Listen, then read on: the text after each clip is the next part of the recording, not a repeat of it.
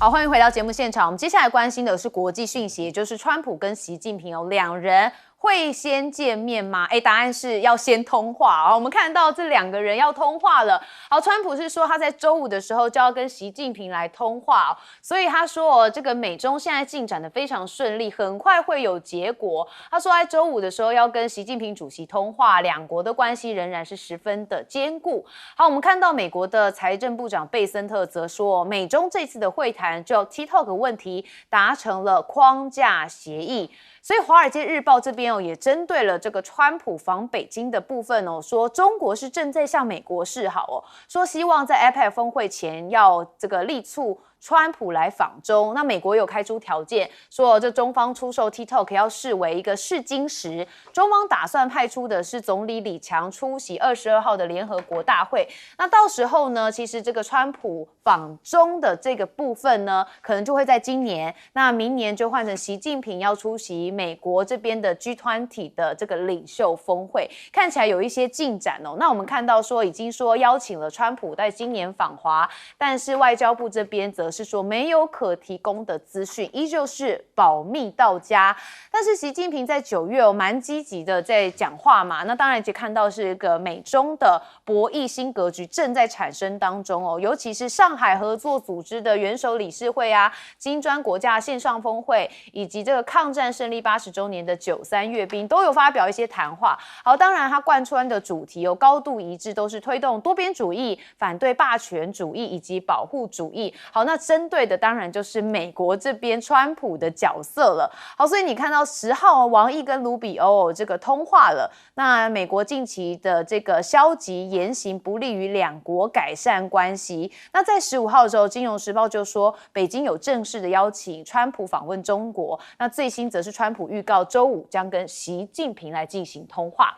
好，所以看到美中之间现在对于 TikTok 的这个部分，是不是也成为了一个筹码呢？好，如何在美中之间这个他们两国达成了 TikTok 的交易协议？看到美国财长贝森特他是认为说这个如果不同意，就美国关闭 TikTok 嘛，所以就直接会有一个交易框架，好像是被逼出来的。好，那当然看到新华社则认为说这个谈判是以两国的元首通话为一个引导说希望能妥善的解决 TikTok 相关问题那促进经贸合作上面达成了基本框架的共识。那中国这边则也证实说，其实就是 TikTok 的部分有进行深入坦诚的交流。那也重申说，中国不会以牺牲原则立场那企业的利益还有国际公平正义为代价，他们要寻求任何这个达成的协议，这是李成钢重申的。好，那美中之间到底对抗能撑到最后吗？谁能撑到最后呢？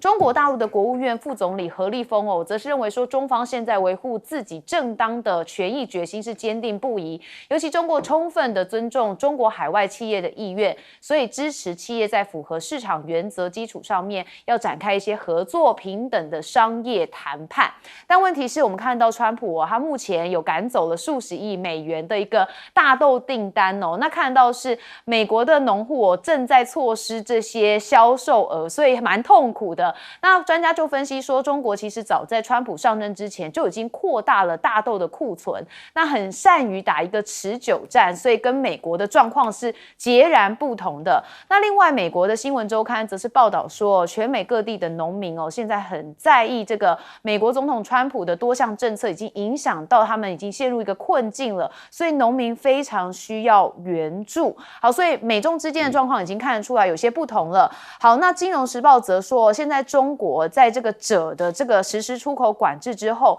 欧美市场就在经历一波绝望的供应危机。过去其实能在中国买到大概100公斤的锗，但现在中国能给10公斤，他们就说谢天谢地了，而且价格还比之前高了3到4倍左右。好，我们看到了川普现在说我可以跟习近平通话了，就在礼拜5啦。好，美中现在的这个贸易正在讨论当中。好 ，TikTok 是一个很重要的部分。我们先请教委员。川普现在面临的是内忧外患，他当然很希望能够跟习近平见面，他更希望能够赶快跟习近平通个电话，他当然更希望能够在 TikTok 的问题上面能有一个明确的结果出来。美国在这 TikTok 的问题上面姿态摆得很高，他一直强调4个字，哪4个字呢？叫做不卖就禁。如果你不肯把字节跳动在美国平台的 TikTok 把它卖给美国人，让美国人来经营的话，那就会让你下架，就会完全禁掉。那依照川普自己po文的说法，说双方之间已经达成协议了，这个中国已经让步了。那依照贝森特的说法，是谈到说双方已经有框架的协议，请记住哦，框架的协议代表只有原则性，它并没有在细节上面有个定案。而礼拜五呢，川普跟习近平会通电话，我想 TikTok 的问题一定也是个重点。在这个问题上面，其实大陆可以把姿态摆得更高一点。为什么？因为大陆至少有2大筹码在。第一个筹码，在美国 TikTok 的用户有1.5亿，也就是说有一半的美国人民都在使用 TikTok， 尤其是年轻的族群，有65%是习惯于使用 TikTok。如果这时候美国真的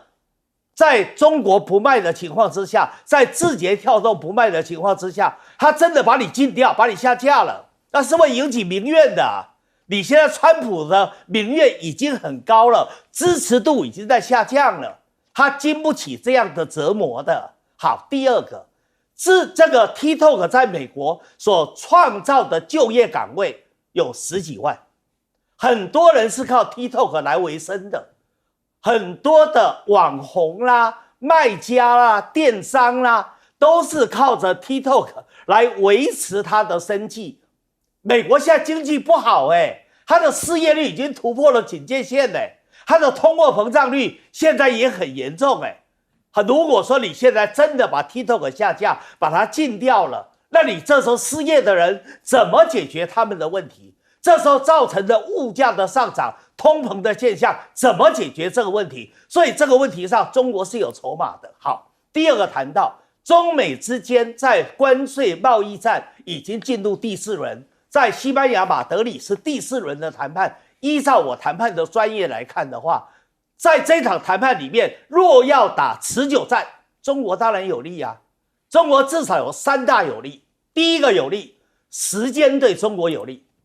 我刚才说过了，美国正面临内忧外患，他必须及时要立威，要解决这个问题。而且美国还有个国会，有个在野党在牵制，还有一些对川普本来就存在恶感跟反感的这些媒体，所以基本上时间对中国是有利的。第二个，中国的筹码比美国更有利。除了我们大家熟知的稀土以外，以及刚才主持人谈到的大豆以外，另外的玉米啊、小麦啊、棉花啊，都一样有这个问题存在啊。美国中西部都是农业州，这些农业州都是川普的铁票区。现在他们的大豆卖不掉了，烂掉了，要清理了。加上他们这些农产品都跟银行有贷款买种子、买肥料。那么都跟银行有贷款，这一来的话，银行的贷款还不了，也会引发金融的危机，金融的暴雷可能就此发生。那第3个问题呢？这几年来，大陆基本上在进口替代跟出口替代上做得非常的好，基本上也使得大陆依赖美国的少，美国依赖大陆的多，所以把握这3个中国大陆在中美谈判中具有的优势地位，我认为打持久战，中国会赢。好，接下来问赖老师。大陆的策略其实摆得很明白，态度也很清楚我想这么多年来，他的态度就是你要通话，我们就通话，可以的；你要谈，我们就谈，也可以的。那我该坚持的，我就会坚持。可是呢，你想打，那我就奉陪，就该打就打。可是你要我单方面让步，那做不到就是说你玩了半天，但是你要我单方让步，那这点我就做不到了。贝森特对 TikTok 开心到不行，他认为他已经谈下来了。这个就好像当初跟稀土一样，谈完了以后他开心的不得了，他说我们获得了。没有我们看到今天为止，对不起，你要100公斤，我了不起给你10公斤，而且价格是4到5倍了啊。那这代表什么意思？代表就是说，在这一次里面，大陆也讲得很明白，有关于 TikTok 的问题，一定要用文件的方式，白纸黑字写下来，而且要经过你的审批，也要经过我的审批。那他的态度跟原则是这样子，态度跟原则是：第一个，你要尊重企业的意愿，就是 TikTok 他愿意被整并，或是被并购，或是被入股，你要尊重他的意愿。第二个，你要根据市场的价格，也就是说，国际市场、美国市场多高，你不能用政治的打压把它价格贬低，你要用国际市场的价格。这第二个。第三个就是我把它整个 TikTok 我把它剥离了好几个成分了，也就是说，关于它的客户的资料，还有它的数据居，那就交给一个营运中心来去负责。所以 TikTok 本身的数据居，它移到另外一个，可能放在甲骨文里面，可是它演算又把它剥离出来，它的涉及到国家安全的关键技术又把它剥离出来，所以等于是剥离了好几块。那对不起，涉及到国家安全这个部分，你要完全经过中国大陆的同意批准才可以。那也就是说，你看要两方通过这个法律、这个法案都要完成，要批准。接着呢 ，TikTok 你要有买家说愿意买，然后 TikTok 还要说我愿意卖。第二个，价钱多少？第三个，这些文件都弄完了以后，再上到中国这边来，中国大陆来审查，审查以后发现这个有国安的问题，所以不能卖，那也不行啊。所以并没有说这次谈完以后就说要卖了。我所以觉得贝森特高兴得太早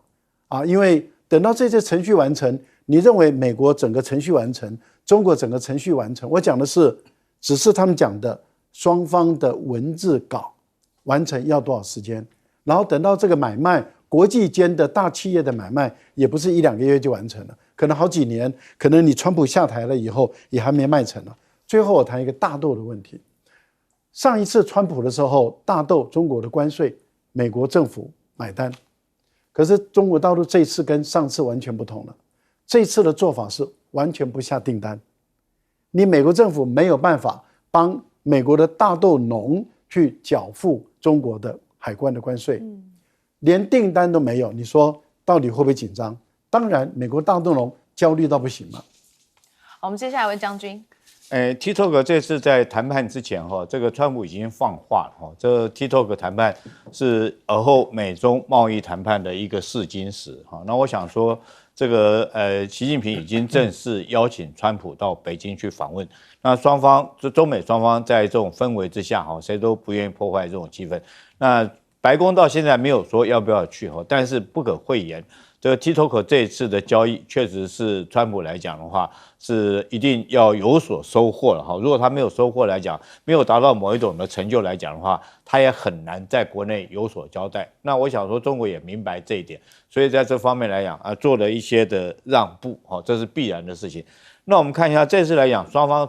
所达成的只是框架式的协议。其实这个1月9号，今年年初1月9号的时候，美国这个法院就已经判定这个 TikTok 一定要卖不卖的话就禁但是因为那时候一开始的时候说我们都知道，这个美国自己很多的这种年轻人就开始有一股 TikTok 难民潮出现了，大家就跑去弄小红书了那你很明显的你就是很难进得了那这次来讲，我想说最重要的我觉得这个中国国际贸易谈判代表李成钢他讲的那句话很有玄机在里面。他讲了什么呢？这个中国绝对不会以牺牲这个原则立场、企业利益和国际公平正义为代价他讲得很清楚。那什么叫做这个企业利益？我觉得如果说就 TikTok 来讲的话，它最大的企业利益，其实如果说是你在美国不能够被禁掉的话，它也没有收入而我觉得最核心的利益是什么？就是演算法。TikTok 之所以能够让美国的年轻人1.5亿人这么疯狂，就是因为它有一个演算法。它的演算法很简单嘛，就是你喜欢看什么，我一直推什么给你看。这么多的资讯你喜欢听唱歌的，我就不停的推唱歌的节目给你看，而且我还知道你喜欢听什么样的歌，这是核心中的核心技术。那这一块我相信中国不会让的。所以他讲的这句话就是这个。那其他的部分来讲的话，譬如说卖给某一家的企业让某一家企业能够经营，那让美国可以很安心的保护他自己所谓的国家利益，这个个人的讯息资讯来讲的话，那这一块我觉得他可以这样出来，也就是中美双方在 TikTok 这边，我们看出来双方各自退让了一步，这是当然谈判，这是必须要做的事情。如果说双方都坚持不下，其实对双方来讲都没有好处。那我想说，大家往前面再看，后续来讲的话，当然这个川习两个能不能够见面，不管是在北京见面或者是 APEC 见面，我觉得对后续来讲是更重要的一件事情。好，我们休息一下，马上回来。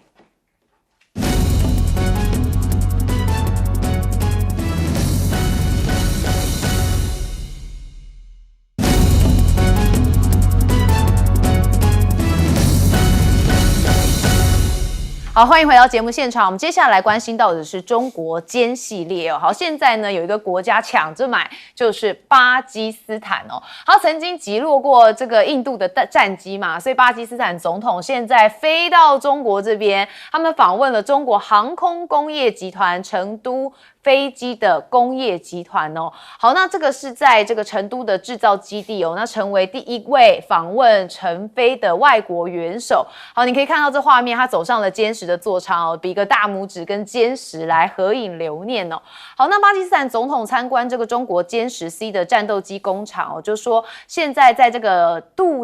新杜尔的行动当中，其实对抗印度这是至关重要，所以他说要深化跟北京的关系。好，那中国大陆当然是也要秀自己的肌肉嘛，看到解放军的海军招飞的宣传片，哇，很多人说这个歼35CG 的画面真的是太燃了。好，另外呢也有这个红鹰飞行表演队的空中比心哦，我们带大家来看一些画面哦。这是19号到23号解放军空军将在长春举办的航空开放活动哦，他们展出了100余型的空军现役飞机，那地面装备以及退役的经典装备哦，首次静态的展现了歼20，还有首次安排了轰炸机编队的通场，还有81红鹰跟天之翼的表演队哦，都献上了一个精彩的表演，所以你可以看到刚才是画了一个爱心，很厉害齁。好，那当然看到现在中东也狂买中国的无人机啊，他们这个以色列因为空袭卡达嘛，所以中东现在想要筹组阿拉伯北约来进行应对哦。他们在14号的时候，阿拉伯跟伊斯兰国家的外交部长有齐聚在杜哈，好，为了因应15号紧急峰会来做好准备，就是要研拟以色列空袭的联合应对方式。好，那他会议当中就有希望能够建立一个以开罗为基础的阿拉伯北约的部分来进行，这是一个蛮创新的举动哦。好，因为以色列逼迫之下，好，那中东的防务新合作的一个动向哦，这个到底阿拉伯北约的成立会需要什么呢？当然会需要一些武器系统跟通讯基础的设备来训练，进行一个大规模的整合。那当然这也会为中国大陆提供一个技术支持的机会哦。所以你可以看得出来，中国的武器制造商过去10多年哦，已经在阿拉伯世界销售了多种的系统，所以在这个地区的影响力是日益增强的。好，那根据呢斯德哥尔摩国际和平研究所的一个数据哦，发现从2015年以来，中国对中东这边的武器出口是激增的，特别是在无人机跟导弹系统方面哦，所以这部分看起来有在区域上面做出一些新的平衡调整。好，那继塔拉之后，现在美国将引爆的是拉美冲突吗？我们看到川普现在又在说要打击委内瑞拉的运毒船，那美军攻击的瞬间，我们看到这画面也曝光了。那当然看到川普说，因为美军针对的就是委内瑞拉毒品走私集团，所以2度的发动了攻击，造成了3人死亡。那这个委内瑞拉总统马杜洛呢，则是很生气嘛，他说这一连串都是美国的侵略行为，说两国的沟通都已经被美方切断了，双边紧张的局势也是急速的升高。好，所以拉美这部分跟美国之间说这是后花园嘛，怎么现在变成好像有点敌对呢？那加勒比海上的美国霸权的主义阴霾哦，拉美专家认为美国现在都以这种种弃毒的名义哦，对这个委内瑞拉来施压，意在颠覆委内瑞拉的政权。那同时又要谋取继续增强在拉美地区的一个掌控力。对于美国的门罗主义的霸权思维哦，这拉美国家应该集体的说不。好，委内瑞拉的这个位置呢，是连接于南北美洲的一个重要的通道哦，所以呢，其实现在美国增兵加勒比海哦，是会强化这个地缘的博弈哦，所以会对地区形成一些压力哦，所以可能会让某些国家必须对美国进行妥协。那英国的经济学人则认为说，美国最近哦在拉美的强硬举措，可能会变成是拿石头来砸自己的脚。好，那中国的歼系列确实非常厉害，连巴基斯坦这边哦都要到中国大陆来看。我们首先先问将军，其实这次以色列攻击卡达然后卡达所有的武器系统几乎都停摆，这不稀罕。其实我们军中有一种东西叫做这个敌我识别器当过兵的应该都知道这件事情，就是原来这个敌我识别器，譬如说我是地面的飞弹部队、防空部队嘛，那我们自己飞机飞过去的时候，我用肉眼不见得辨识得出来雷达上面我不见得辨识出来，但是它如果打开敌我识别器的话，我的飞弹就不会去打它。为什么？因为避免误击嘛。那讲到这边，我特别觉得很好奇，美国前一阵子在红海，它有一艘驱逐舰击落自己的这个杜鲁门号上面的一架这个 F18 战机那可见得说美国非常的散漫，他居然这个飞行员连自己的敌我识别器都没打开，所以才会被自己的飞弹击落。这看出来美军来讲的话，现在从这个动作就看出来很散漫。当然，这个以色列攻击卡达这件事情，当然会造成所有中东地区这些土豪国家的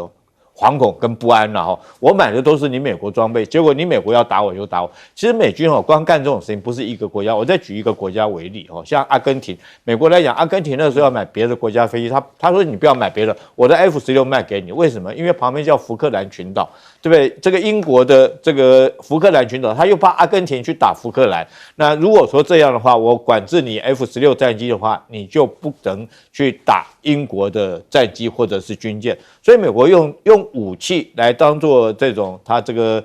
控制其他国家的军事行动来讲的话，这个昭然若揭所以我相信包括卡达、包括阿联酋、包括巴林这几个国家应该也看得出来，后续来讲他们极可能就是转而向中国来采购，就算是为了这个国际关系继续跟你美国采购部分的，但是他也会转一部分的武器来跟中国采购。那之所以说是我们讲说这个川普去打这个委内瑞拉我问大家几个问题。所以你要开战，第一个试问一下你的战略目标是什么？你的战略目标是要夺取人家土地，还是夺取人家油田，还是要推翻马杜罗？好，就算你要推翻马杜罗，你靠这8艘军舰够吗？我们看一下，当年他在海湾战争推翻这个海山的话，动用多少部队？你用这个不足以推翻他执政权。第二个来讲的话，开战最重要有一个开战指导，我们经常讲中战指导，我用什么方式来开战，然后我要怎么样在什么状况之下我要来中战。那现在看出来，川普各位看得出来他的开战是什么目的吗？也看出来他中战要达到什么目的，他要中战吗？那有开战指导，再有中战指导之后，中间有一个叫做全程战略构想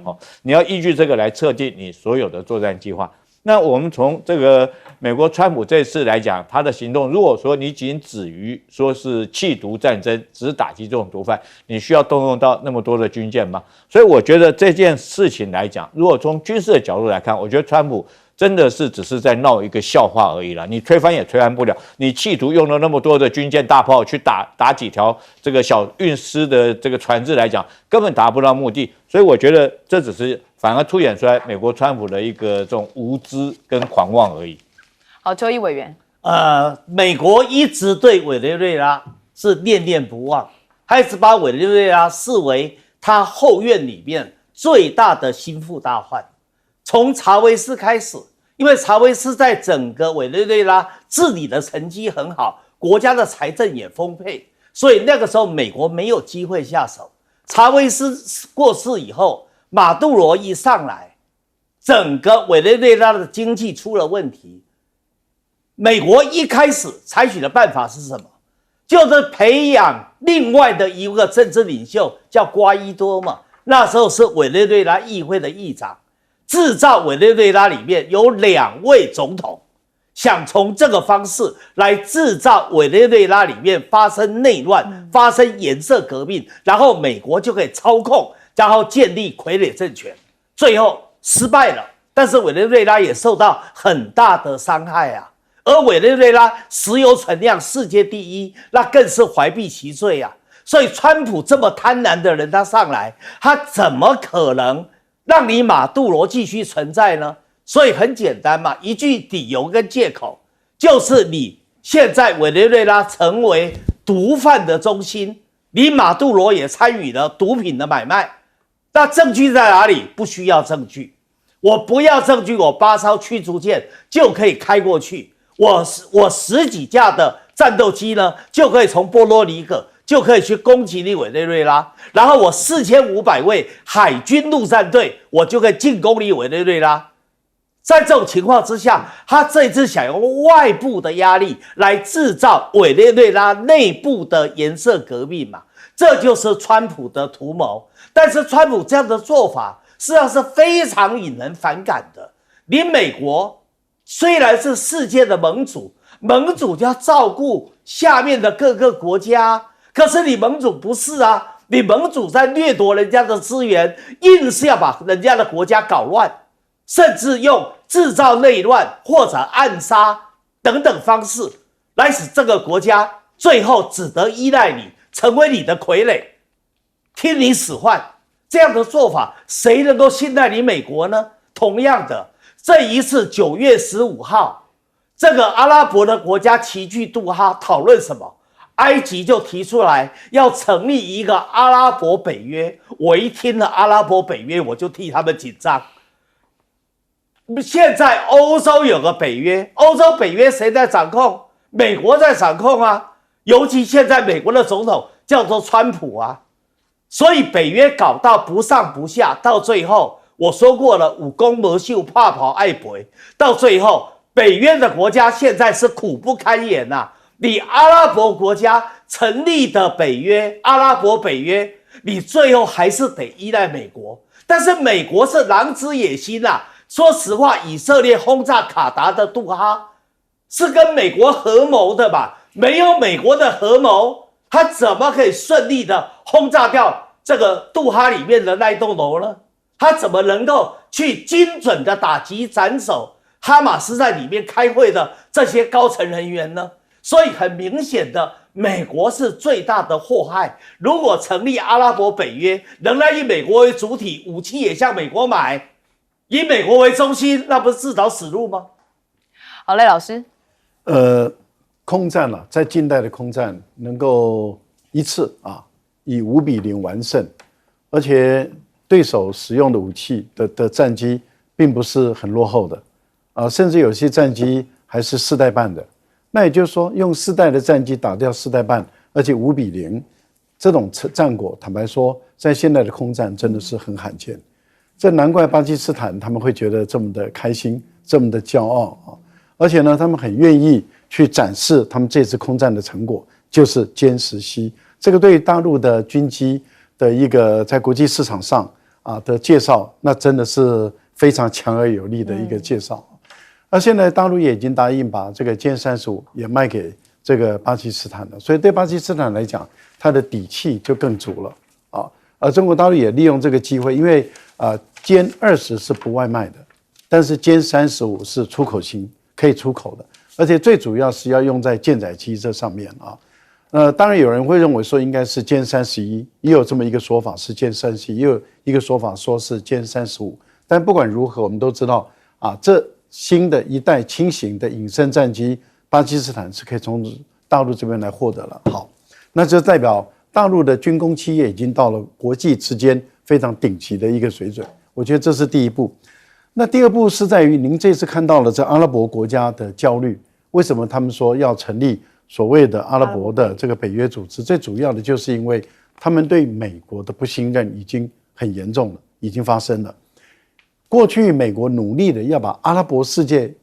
拉起来，叫做阿拉伯加以色列来对抗伊朗，也就是逊尼派跟伊朗跟什叶派的对抗。但是大陆很成功的让逊尼派的领导人跟什叶派的领导人握手了，也就是让沙特阿拉伯跟伊朗的总统他们握手了，而且互成立大使馆了，而且互派大使了。外交部长，你看在这一次中，他们的来往的密度也很高了。这代表什么？阿拉伯的这种派系的矛盾，这么多年来的矛盾，中国大陆已经有效的把它稳定住了。这稳定住就不容易了。可是以色列短短的几个礼拜打了6个阿拉伯的国家，6个，这个就简直是已经是目中无人了。阿拉伯世界里面都知道，以色列敢这样做，就是因为美国的政策永远偏袒以色列。那对阿拉伯世界未来在哪里？他们要组成为自己的一个这个北约组织，可是问题是容易吗？不容易哦。过去长期依赖美国的武器，那现在怎么摆脱？除非大量的向中国大陆采购，可是难道美国不会下手，不会去干扰，不会去破坏，不会去威胁，不会去利诱，然后不会去煽动一些国家来在里面搞鬼吗？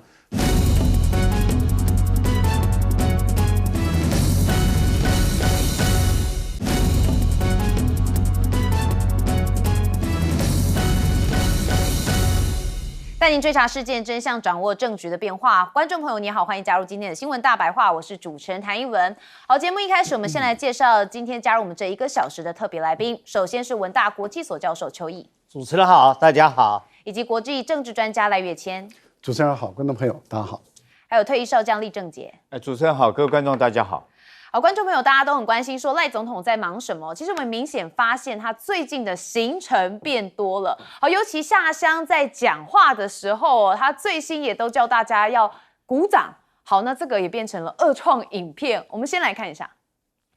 好了，今天我们召开学校会议，大家都说说最近做了什么吧。校长，我先说，我昨晚带民众走读了，狠狠地教训了警察和蒋万安一顿。然后呢？等我看苗头不对就先走了。好吧，可以理解，不是战犯就一定要负责后果。校长，前几天隔壁学校的校长放出来了，我们帮你想了一个办法，把他继续关进去。可以啊，此举深得我心，我们是最好的薯条3兄弟。麦呢？怎么今天都不说话？校长，最近高雄校区好多事情，我震怒了好几次。好吧，震怒就可以了，你还是要注意肝啊。校长，你最近做了什么？掌声先来一下好吧。我宣布，未来我喝真奶的话，不喝全糖。好，满满的酸味跟讽刺味哦。好，那我们也在看到说，确实在823之后要重整旗鼓嘛。好，那赖清德当然他的风格现在被认为说南安基层的焦虑哦，说最近他参与的党务会议嘛，议员们到发言都到第3轮哦。有一位党政幕僚呢就说，地方的议员在党务座谈上面的焦虑都提到说，中央的讯息传达非常的不清楚。那执政的高层就认为说，这个党内的座谈看起来是广纳战术的谏言，但其实赖对重大的政策战略方向一旦有定见哦，它就非常难扭转。那最近内部的会议当中，愿意当乌鸦的人真的是越来越少。好，这其实就是一个大危机哦。好，我们看到了赖清德不是说要宣布4大调整吗？但问题就在最新民调上面，大家都觉得没有感觉说他们都不挺了，说这个施政不足会进行检讨，就做出了4项调整，但是只有26.4%的觉得有效，57.6%的不以为然。那值得注意的是，每一个年龄的族群里头都呈现一面倒，认为赖总统的4个调整没有用，而且还包含最力挺赖总统的资深公民哦，同样又是一个大危机。那问题就是现在美方跟台湾之间还是处在一个蛮敏感，尤其因为我们有这个对岸的部分哦，所以是不是美方也开始打一个模糊战呢？我们看到 AIT 他现在说2战相关的文件并未决定台湾最终的政治地位。好，国民党先跳出来这个驳斥发声说，再次重申历史事实，台湾主权归属中华民国是毫无疑义的。那尤其在2战后期跟战后的文件都已经确认，并以法律的实践将台澎跟其附属岛屿归还中华民国，这些都是史实，班班可考。好，但是呢，这 AIT 说台湾地位未定论，其实美国国务院这边是认同的。然后他说呢，这个中国刻意扭曲2战时期的文件来支持胁迫台湾的行动，以征服台湾。但问题就在这样子的言论，很多的网友有一些意见说这会开心的就只有那些独派的傻瓜。那有人说这么多，那美国要跟台湾建交吗？那也有人讲老美从来没有承认台湾主权那怎么这么不建交承认我国呢？好，讨论声很多，但问题是不是真的只有独派开心呢？方恩格认为他说美国并没有说要支持台独，而且反对任何一方片面改变现状，基本立场应该没有改变，因此台独支持者不要太高兴，因为最后会很失望。好，那当然，美国跟台湾之间，我们都一直说麻吉很友好，但真的是这样吗？我们先看到华府智库的国防重点学者卡瓦纳，他在《纽约时报》撰文里头就指出说，其实美中两国比以往更多的时候都更接近因为台湾而爆发的战争，但是美国根本无力承担跟中国发生冲突的后果，所以有很多美国的学者现在是呼吁川普说要寻求跟中国达成一个新的协议，那恢复台海两岸的平衡，而且要强烈的重申美国不支持台湾独立，撤走美国派遣台湾的一个军事教官，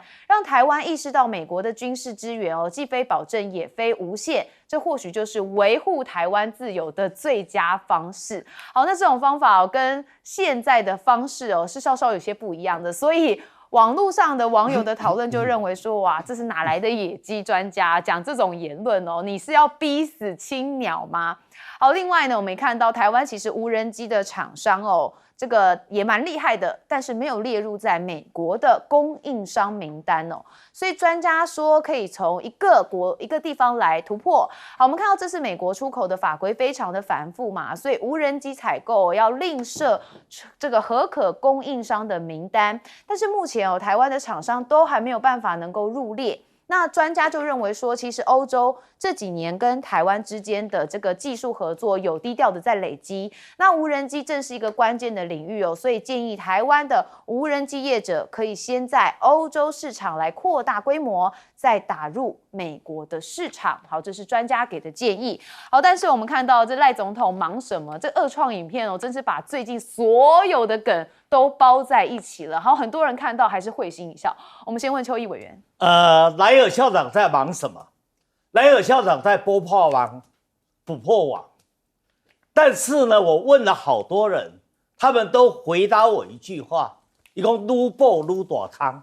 确实如此吧？你赖清德要去捕破网，可是你问题本质上的问题，你不知道，没有了解，没有改进，你只在浮面上以为宣传不够，以为上情无法下达，结果当然抓不到问题的重点嘛。所以套句俗话，笨蛋，问题就在赖清德你本人。赖清德说开会找很多公职人员、基层干部、党员来开会，还说发言到第3轮，发言到第5轮也没用啊？为什么？我太了解赖清德这个人了。赖清德这个人是个极端自卑到自恋跟自负，所以当他听大家发言的时候，合他意的，拍他马屁的，对他推崇备至的，他就脸露微笑。可是如果你一旦做乌鸦，对他批评，他马上激起来面睛给你看。所以基本上到后来大家看清楚啦，我何必呢？我何必给自己惹麻烦呢？所以对他有不同意见的人，想做乌鸦的人，最后就把嘴巴缝起来，就不讲话了。所以赖清德即使怎么下乡做团结集讲，到最后他没有解决本质的问题，仍然没有办法达到团结嘛。所以很多人讲，赖清德说要做什么调整，问题是你嘴巴就讲讲而已啊，你真的会有具体的办法付诸执行吗？所以很多民进党的公职人员或地方的党部的主管就说，那我们听听就算了，反正总统讲了，命令下了，我们就点头啊，然后做笔记呀，但是听归听，做归做，那我们就不动就好了。为什么？因为赖清德这个人还有个缺点，叫做你不只会假劲弄画画，而且有功无秀，怕破爱赔，这就是赖清德性格啊。但你去做的人反而有风险啊，到最后反而自己倒霉啊。所以到最后大家就是阳奉阴违嘛。这个就是赖清德在治理上基本发生的问题，你不从这个根本来解决，是无法改善的。再加上赖清德就是个小肚鸡肠的人啊，他有时候会为德不足。什么叫为德不足？8月24号，他觉得该跟蔡英文和解了，所以把蔡英文请到他的官邸，要好好的和解。可是和解完以后，他又觉得好像很窝囊，怎么叫蔡英文低头呢？所以第二天8月25号，马上叫小英男孩开刀了。蔡英文一知道说昨天要跟我和解，今天找我的小英男孩开刀，还放出了一个什么，说背后有更大咖的，显然这个剑指蔡英文，所以他当然生气啊，一样啊。邱毅人跟他建议说，干脆让这个柯文哲交保，结果让柯文哲交保以后，他又后悔啦。所以经过了4、5天以后，他就叫北检再提抗告啊。所以北检在昨天不是讲了一句，林俊廷主任检察官讲了一句耐人寻味的话吗？他说我们本来没有要提抗告的，是因为你讲了政治性的语言，我们才提抗告的。说实话嘛，这个就是赖清德性格嘛。所以很多人就觉得，你今天不要做好人，就做到底。你不能做好人无量做歹人更无大，到最后好的也没做成，坏的也没做成，就掉在半空中。这就是赖清德基本上治理的问题。好，赖教授，在民进党内谁不知道赖清德的个性就是说他听得进去意见吗？我想大部分的民进党人都知道，赖清德不但听不进去意见，如果他听到跟他意见不同的人，他会对他记得很清楚。那个记得很清楚，基本上来讲都没有什么好下场。对，因为赖清德记忆力很好，他记忆力很好，真的，而且他记恨，所以呢，特别是记跟他意见不同的人，所以你会发现他用的人里面，曾经跟他唱反调的，跟他拍板的，跟他拍过桌子的，跟他有不同意见的，他基本上都不会用在关键的好位置上。这个就是赖清德的个性嘛。所以当他说我现在要党务改革，我要有4大改革，我要下乡去，我要倾听基层的声音，谁敢说啊？因为每个人知道你的个性没变，你又不是从政这1、2天，你从政几10年了，我们都知道你在玩这个。那到时候你引蛇出洞啊，你把我一个讲的话讲出来，我到时候我倒霉，不行。所以每个人都要歌功颂德，歌功颂德就有好下场。讲真话，说实话，提谏言就没有好下场。那当然，广大的台湾的民众看到他从2·8失败以后到现在，大家都感觉没有改变嘛。台湾没有变啊，赖清德没有变啊，民进党没有变啊，还是一样好斗啊，而且还是没有跟在野党好好的沟通啊，也没有跟全台湾的民众好好的沟通，所以大家都感觉没有变，那就是绝大部分人确实都感觉到没有变。那既然都没有变，就对他越来越不寄予期望。我觉得这个才是他领导的最大的危机，就是广大的民众也对他没有期望了。我觉得这个，如果他在明年的9合1的选举，民进党再惨败的话，我个人认为他应该就算跛鸭了他也应该要知道，本来2·8失败了以后，他应该就要跛鸭。理论上讲，政治人物就应该要辞职下台。但是我们相信他的个性就是不会辞职下台，因为他对于权力有强大的欲望那这个人等到明年惨败以后，搞不好他还要在党内进行更严厉的斗争，因为他想继续连任好，我觉得 AIT 讲的话，坦白说，台湾的老百姓真的是相信的也不多了。为什么？因为如果你美国的国务院说你认同 AIT 讲的话，那你就把 AIT 改名嘛，你就正式称为大使馆嘛，你就派大使人员、领事馆人员嘛，那中国大陆绝对不会接受嘛，你就赶快跟大陆就断交嘛。可是你没有啊，你一方面跟大陆建交，你二方面你跟大陆说我们坚持一个中国原则，那请问一下，你等于是你是在欺骗台湾的老百姓，忽悠台湾的老百姓，又在打台湾牌，而且刚好就在中美的贸易谈判的时候，我永远玩这一招玩不腻啊，这一招没有高明了，美国。但可能美国的牌现在只剩台湾牌可以打了哈。好，将军。这个美国这个学者卡瓦纳讲了这句话啊，台湾不值得